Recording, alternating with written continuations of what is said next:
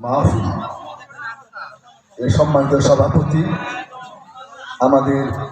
আমার ব্যক্তিগত মুরব্বী অভিভাবক আলহাজ মোহাম্মদ ইয়াকুব আলী, অবসরপ্রাপ্ত শিক্ষা অফিসার, প্রধান আলোচক হিসাবে হাদিস ও কুরআনের আলোকে আপনাদের সামনে তাফসীর পেশ করবেন মৌলানা মুফতি মোহাম্মদ আবু হানিফ আনসারী নাটোর।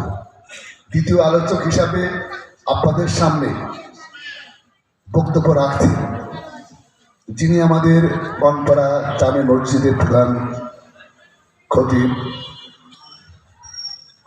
একজন জনবান্ধব মানুষ, স্পষ্টবাদী একজন মানুষ। ব্যক্তিগতভাবে আমি তাকে খুব পছন্দ করি। আমার সেই ছোট ভাই হাফেজ আব্দুর রহমান।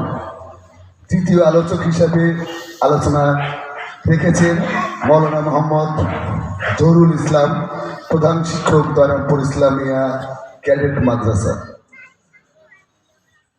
এই জালসায় উপস্থিত অন্যান্য সম্মানিত আলেম ও ওলামা বৃন্দ, উপস্থিত সম্মানিত মুসল্লিয়ান ইকরাম, পদ্মার অন্তরালের মা ও বোনেরা, সকলকে জানাই সালাম, আসসালামু আলাইকুম ইয়া রাহমাতুল্লাহি ওয়া বারাকাতুহু। আমি একজন ক্ষুদ্র মানুষ,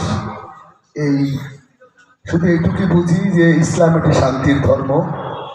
আমাদের বিশ্ব নবী হযরত মুহাম্মদ সাল্লাল্লাহু আলাইহি সাল্লাম এই ইসলামের সকল বিষয়ে আমাদের দিক নির্দেশনা দিয়ে গেছেন। আমাদের পবিত্র কোরআনেও মানুষের জীবন প্রণালী থেকে শুরু করে সমস্ত কিছু, বিজ্ঞান